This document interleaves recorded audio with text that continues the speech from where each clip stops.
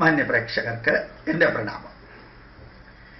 നമ്മൾ ഈ വേദങ്ങൾ, ബ്രാഹ്മണ ഗ്രന്ഥങ്ങൾ, ആരണ്യക ഗ്രന്ഥങ്ങൾ, ഉപനിഷത്ത് ഗ്രന്ഥങ്ങൾ എന്നെല്ലാം പറയാറുണ്ട്. ശിക്ഷാഗ്രന്ഥങ്ങൾ, നിരുക്ത ഗ്രന്ഥങ്ങൾ, വ്യാകരണ ഗ്രന്ഥങ്ങൾ, ഛന്ദശാസ്ത്രം, കൽപ്പശാസ്ത്രം, പുരാണം, ഇതിഹാസം, ദർശനങ്ങൾ. ഇതിൽ ഒരു വാക്ക് സഹസ്രനാമം. അതെന്താണ്? ആരെക്കുറിച്ച് വേണമെങ്കിലും 1001 നാമങ്ങൾ നല്ല പ്രാസമൊപ്പിച്ച് നിങ്ങൾ വിവരിക്കുകയാണെങ്കിൽ അത് സഹസ്രനാമായി. ഭീഷ്മര് ശരശയ്യയിൽ കിടന്നുകൊണ്ട് വിശ്വരൂപത്തിലിരിക്കുന്ന ശ്രീകൃഷ്ണനെ വിവരിച്ചുകൊണ്ട് വർണ്ണിച്ചുകൊണ്ട് പുഷ്പാഞ്ജലി നടത്തിയതാണ് വിഷ്ണു സഹസ്രനാമം. ലളിതാ സഹസ്രനാമം ബ്രഹ്മാണ്ഡ പുരാണത്തിലെയോ വരാഹപുരാണത്തിലെയോ ഭാഗമാണ്, ദേവിയെ സ്തുതിക്കുന്നതാണ്. അതുപോലെ ഗണേശ സഹസ്രനാമമുണ്ട്, ശിവസഹസ്രനാമമുണ്ട്. ശിവസഹസ്രനാമം പലതുമുണ്ട്, ഒരെണ്ണമല്ല, പല തരത്തിലുണ്ട്. ആർക്ക് വേണമെങ്കിലും സഹസ്രനാമം ഉണ്ടാക്കാം. ഞാൻ തൊടുപുഴയിൽ പോയപ്പോഴത്തേക്കും അവിടെ ഒരു പള്ളിയിൽ ഞാൻ എഴുതിയിരിക്കുന്നതാണ് ക്രിസ്തു ലക്ഷാർച്ചന. എനിക്ക് അത്ഭുതം തോന്നി. ഇങ്ങനെ ഓരോന്നോ ഹിന്ദു ധർമ്മത്തിൻ്റെ ഓരോന്നും എടുത്തെടുത്ത് അവനവൻ്റെ മതത്തിൽ ഒന്നുമില്ലെന്ന് ക്രിസ്ത്യാനികളെ കൊണ്ട് തെളിയിപ്പിക്കാനാണ് അച്ഛന്മാർ ശ്രമിക്കുന്നത്. ക്രിസ്ത്യാനിറ്റിക്കെതിരെ ചർച്ച്യാനിറ്റി പ്രവർത്തിക്കുന്നത്. ക്രിസ്ത്യാനിറ്റി പറഞ്ഞിരിക്കുന്നത് ഞാനല്ലാതെ മറ്റൊരു ദൈവം നിനക്കുണ്ടാവരുത്, മറ്റൊരു ദൈവത്തെ നീ ആരാധിച്ചാൽ നിന്റെ 4 തലമുറ ദണ്ഡിപ്പിക്കും. ആകാശത്ത് നിന്ന് യഹോവ പറഞ്ഞു, താഴെ ഉള്ളവര് മറ്റ് ദേവന്മാരെ പ്രീതിപ്പെടുത്താനായിട്ട് അപ്പമുണ്ടാക്കുന്നു, അവരെന്നെയാണ് പ്രകോപിപ്പിക്കുന്നതെന്ന് അവരറിയുന്നില്ല. ഞാൻ അവർക്ക് പ്രതികാര ദിനത്തിൽ പ്രതികാരം ചെയ്യും, പകരം വീട്ടും എന്നൊക്കെ ആക്രോശിക്കുന്ന ദൈവത്തിൻ്റെ വരിയാണ് ക്രിസ്ത്യാനികൾ ഫോളോ ചെയ്യുന്നതെങ്കിൽ അത് ക്രിസ്ത്യാനിറ്റി. ഈ അച്ഛന്മാര്, ദിവ്യഗർഭം നൽകിയ അച്ഛന്മാരുൾപ്പെടെ, അതുപോലെ കൊട്ടാരക്കരയിലെ സെമിനാരിയിലെ പെണ്ണുങ്ങളെ ഉപയോഗിക്കുന്ന പോലെ ആണുങ്ങളെ സെമിനാരിയിലെ പ്രിൻസിപ്പാൾ ഉപയോഗിച്ച പോലെയുള്ള അച്ഛന്മാർ ചെയ്തു കൂട്ടുന്നതൊക്കെയാണ് ചർച്ച്യാനിറ്റി. ധ്യാനകേന്ദ്രങ്ങൾ കുറേ തുടങ്ങുകയും ധ്യാനം ക്രൈസ്തവ ചിന്താധാരയ്ക്ക് എതിരാണെന്ന് കർദിനാൾ പറയുകയും ചെയ്യാം. 2 വഞ്ചിയിൽ കാല് വയ്ക്കാം. ഒരാൾ അത് തന്നെ പറഞ്ഞുകൊണ്ട് നടക്കാം, ധ്യാനകേന്ദ്രങ്ങൾ തന്നെ. മറ്റേയാൾ ഏറ്റവും മുകളിലുള്ള ധ്യാനം ക്രിസ്ത്യാനികൾക്ക് തന്നെ എതിരാണെന്നും പറഞ്ഞുകൊണ്ട് കിടക്കാം. അങ്ങനെ അപ്പുറത്തുള്ളവനെയും കൂട്ടത്തിൽ കൊണ്ടുവരിക, ഇപ്പുറത്തുള്ളവനെയും കൂട്ടത്തിൽ കൊണ്ടുവരിക. എളുപ്പമാണല്ലോ, 2 വീക്ഷണം, ഒന്ന് പോസിറ്റീവ് ഒന്ന് നെഗറ്റീവ്. അപ്പോൾ പോസിറ്റീവ് ഉള്ളവനെയും കൂട്ടത്തിൽ കൊണ്ടുവരാൻ സാധിക്കും, നെഗറ്റീവ് ഉള്ളവനെയും കൂട്ടത്തിൽ കൊണ്ടുവരാൻ സാധിക്കും. 2 വിഭാഗക്കാരും ഒരേ ഗ്രൂപ്പിലുണ്ട്. അങ്ങനെ ഉള്ള ക്രിസ്ത്യാനിറ്റിയിൽ തൊടുപുഴയിൽ ഞാൻ ചെന്നപ്പോൾ ക്രിസ്തു ലക്ഷാർച്ചന ആരോ എഴുതിയതാണ്. വളരെ സിമ്പിളാണ് ക്രിസ്തു ലക്ഷാർച്ചന.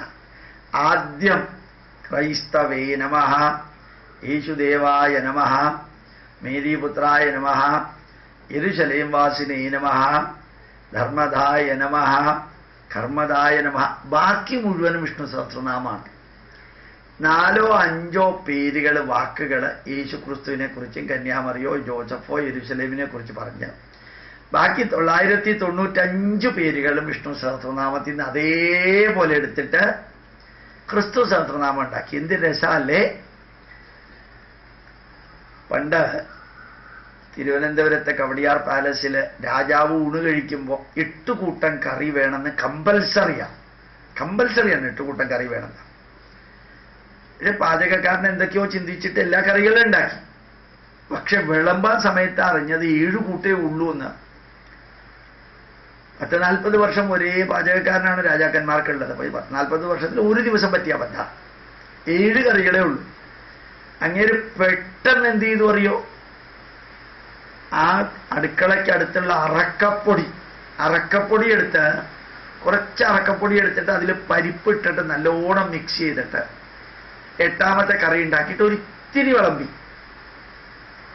കൂടുതൽ വിളമ്പിയാൽ ചവയ്ക്കുമ്പോൾ അറിയും വേറെ എന്തോ ആണെന്ന്. ഒരിത്തിരി വിളമ്പി. അങ്ങനെ 8 കൂട്ടം കറി കൊടുത്തു. രാജാവ് അത് കഴിച്ചു.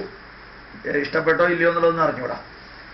അപ്പോൾ കിട്ടിയ സാധനം ഉപയോഗിച്ച് 8 തികച്ചതുപോലെ ഹിന്ദുക്കളുടെ കിട്ടിയ വേദങ്ങളോ പുരാണങ്ങളോ ഭവിഷ്യപുരാണോ അവതാരങ്ങളോ കിട്ടിയതെടുത്തിട്ടാണ് ഇപ്പോൾ ക്രിസ്ത്യാനികളും മുസ്ലിങ്ങളും അവരവരുടെ മതത്തിന്റെ കുഴപ്പത്തെ മൂടി അത് ഗ്രേറ്റ് ആണ്. കാരണം എന്താണ്? ഹിന്ദുക്കളുടെ വേദം പറഞ്ഞിട്ടുണ്ട് ഇത് ഗ്രേറ്റ് ആണെന്ന്.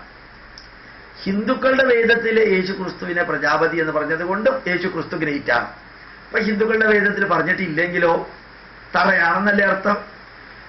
അവനവന് നിലനിൽക്കാൻ വേണ്ടി അവതാരിക എഴുതുന്ന മാതിരി, പുസ്തകത്തിനെ വിൽക്കാൻ അവതാരിക വലിയവരെ കൊണ്ട് എഴുതിക്കുന്ന മാതിരി, യേശു ക്രിസ്തുവിനെയും അള്ളാഹുവിനെയും പ്രവാചകനെയും യഹോവയെയും എല്ലാം ഗ്ലോറിഫൈ ചെയ്യാൻ വേണ്ടിയിട്ട് ഈ വേദങ്ങളും ഭവിഷ്യപുരാണങ്ങളൊക്കെ ഉപയോഗിക്കുന്ന പോലെ സഹസ്രനാമം, ലക്ഷ്മി സഹസ്രനാമം എഴുതാൻ വേണമെങ്കിൽ നിങ്ങൾക്ക് സ്കന്ദ സഹസ്രനാമം എഴുതാം, ഗണേശ സഹസ്രനാമം എഴുതാം, ഏത് സഹസ്രനാമം എഴുതാനും കുഴപ്പമില്ല. കാരണം എന്താ അറിയാമോ? മറ്റ് സഹസ്രനാമത്തിൽ ഓരോ പേരെടുത്തിട്ട് ഇതിൽ കൂട്ടിച്ചേർത്താൽ രാവിലെ ഇരുന്ന വൈകുന്നേരം സഹസ്രനാമ പുസ്തകമായി. യേശു ക്രിസ്തുവിന്റെ സഹസ്രനാമം എഴുതാം, കന്യാമറിയത്തിന്റെ സഹസ്രനാമം എഴുതാം, ജോസഫിന്റെ എഴുതാം, അള്ളാഹുവിന്റെ എഴുതാം, പ്രവാചകന്റെ എഴുതാം, ആരുടെ വേണമെങ്കിലും എഴുതാം. സായി സേവാ സമിതിക്കാർ സായി സഹസ്രനാമം ഉണ്ടാക്കിയിട്ടുണ്ട്. അമൃതാനന്ദ വേണ്ടി ഉണ്ടോയെന്ന് എനിക്ക് അറിഞ്ഞൂടാ. ഏതായാലും സഹസ്രനാമം എന്നുള്ളതിന് അർത്ഥം ഒന്നേ ഉള്ളൂ. മഹാവിഷ്ണുവിനെയാണെങ്കിൽ മഹാവിഷ്ണുവിന്റെ പ്രവർത്തികളും ചിന്തകളും വിവരണങ്ങളുമായിട്ട് ബന്ധപ്പെട്ട 1000 പേരുകൾ. കൃഷ്ണനാണെങ്കിൽ കൃഷ്ണന്റെ ചിന്തകളും പ്രവൃത്തികളും ഒക്കെ ആയിട്ട് ബന്ധപ്പെട്ടു എന്ന് വരുത്തുന്ന 1000 പേരുകൾ. ഇനി 1000 പേരുകൾ ഇങ്ങനെ ബന്ധപ്പെടുന്നതൊന്നും അല്ലെങ്കിലും വിരോധമൊന്നുമില്ല, ആരും അറിയാൻ പോണില്ല. എന്ത് വേണമെങ്കിലും നിങ്ങൾക്ക് പറയാം. 1000 പേരുകൾ വെച്ച് കഴിഞ്ഞാൽ സഹസ്രനാമായി. അതൊന്ന് നീട്ടി വലിച്ച് ചൊല്ലാൻ പറ്റണം. അതനുസരിച്ചിട്ടുള്ള ഋതം, പ്രാസം ഒപ്പിക്കണം എന്ന് മാത്രമേ ഉള്ളൂ. ബാക്കി എന്തായാലും കുഴപ്പമില്ല. അപ്പൊ സഹസ്രനാമം, ലളിതാ സഹസ്രനാമം ലളിതാ പരമേശ്വരിയുടെ 1000 പേരുകൾ, വിഷ്ണു സഹസ്രനാമം വിഷ്ണുവിന്റെ 1000 പേരുകൾ, ഗണേശ സഹസ്രനാമം ഗണേശന്റെ 1000 പേരുകൾ, ക്രിസ്തു സഹസ്രനാമം 2ഓ 3ഓ ക്രിസ്തുവിന്റെ പേരുകൾ, ബാക്കി മുഴുവൻ ഹിന്ദുവിൽ നിന്ന് കോപ്പി അടിച്ചത്. അള്ളാഹ് ഉപനിഷത്ത് എന്ന് പറഞ്ഞാൽ അള്ളാഹുവിനെ കുറിച്ചൊന്നും അത് പറയണില്ല. നമ്മുടെ ഉപനിഷത്തുക്കൾ എടുത്ത് അതിലെ 2 അക്ഷരങ്ങൾ മാറ്റി അവിടെ മുഴുവൻ അള്ളാഹു എന്ന് ചേർത്തിരിക്കുന്നത്. അതാണ് അള്ളാഹു ഉപനിഷത്ത്. ഔറംഗസീബിന്റെ മരുമകൻ എഴുതിയതാണത്. അപ്പോൾ ഓർമ്മിക്കുക, എല്ലാം കോപ്പി അടിക്കുന്ന കൂട്ടത്തിൽ സഹസ്രനാമവും കോപ്പി അടിക്കപ്പെടുന്നുണ്ട്. ബാബു പോള് ക്രിസ്തു ഗീത എഴുതി. എളുപ്പമാണ്. നമ്മുടെ ഗീതയിൽ ചില വാക്കുകൾ മാറ്റിയാൽ മതി. എന്തെളുപ്പാ പുസ്തകം എഴുതാൻ. ക്രിസ്തു ഗീത എന്ന് കാണുമ്പോൾ ക്രിസ്ത്യാനികളൊക്കെ വാങ്ങിക്കുകയും ചെയ്യും. കാരണം അവരുടെ മനസ്സിൽ ഇപ്പൊ അപകർഷതയാണ്. അപ്പൊ ഹിന്ദുക്കളുടെ എന്തെങ്കിലുമൊക്കെ എടുത്തിട്ട് വേണം, എൻ്റെ അച്ഛൻ്റെ അച്ഛൻ നമ്പൂതിരിയാണ്, സംബന്ധമാണോ എന്ന് അറിഞ്ഞൂടാ. ഏതായാലും എല്ലാ ക്രിസ്ത്യാനികളും ഇപ്പൊ പറയുന്നത് എൻ്റെ അച്ഛൻ്റെ അച്ഛൻ നമ്പൂതിരിയാണ്. ഇവിടേക്ക് വരാത്ത പോപ്പ് പോലും പറഞ്ഞിട്ടുണ്ട് ഇവിടേക്ക് സെന്റ് തോമസ് വന്നിട്ടില്ല എന്ന്. ഇവിടെ പോപ്പ് പറഞ്ഞാൽ പോപ്പിന്റെ ഉത്തരവാദിത്തമാണ്. ഇവിടെ സെന്റ് തോമസ് വന്നിട്ടുണ്ടെന്ന് പറഞ്ഞ് കള്ളത്തരം പറഞ്ഞുകൊണ്ട് കിടക്കുന്നവര് 8 നമ്പൂതിരി കുടുംബത്തെ കൺവെർട്ട് ചെയ്തു പച്ച കള്ളം പറഞ്ഞു. ആ നമ്പൂതിരിയുടെ കുടുംബത്തിൽപ്പെട്ട ആളാണ് ഡോക്ടർ അലക്സാണ്ടർ ജേക്കബ് എന്ന് അദ്ദേഹം തന്നെ പറയാറുണ്ട്.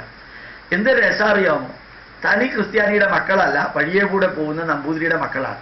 നമ്പൂതിരി തന്നെ വേണം താനും.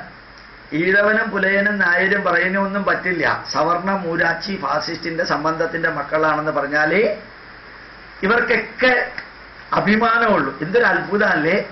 ഒരു വശത്ത് അതിനെ തന്നെ അവഹേളിക്കുക, 2 അത് തന്നെ എടുത്ത് ഗ്ലോറിഫൈ ചെയ്യുക. അങ്ങനെ ഒരു വിചിത്രമായിട്ടുള്ള സംഭവത്തിൽ വിഷ്ണു സഹസ്രനാമം, ലളിതാ സഹസ്രനാമം, ഗണേശ സഹസ്രനാമം, രുദ്ര സഹസ്രനാമം, ശിവസഹസ്രനാമം പോലെ 1000 പേരുകൾ ചേർന്ന സഹസ്രനാമമായി എന്ന് മനസ്സിലാക്കുക. ആർക്കും എപ്പോഴും ചൊല്ലാം. ഞാൻ ഹിന്ദു സഹസ്രനാമത്തിന്റെ കാര്യമാണ് പറയുന്നത്. മറ്റേത് ചൊല്ലിയാലും ചൊല്ലിയില്ലെങ്കിൽ ഒരു പ്രയോജനമൊന്നുമില്ല. അതില്ലാത്ത സാധനമാണെന്ന് കൂടി ഓർമ്മിപ്പിക്കുന്നു. പ്രണാമം, നമസ്കാരം.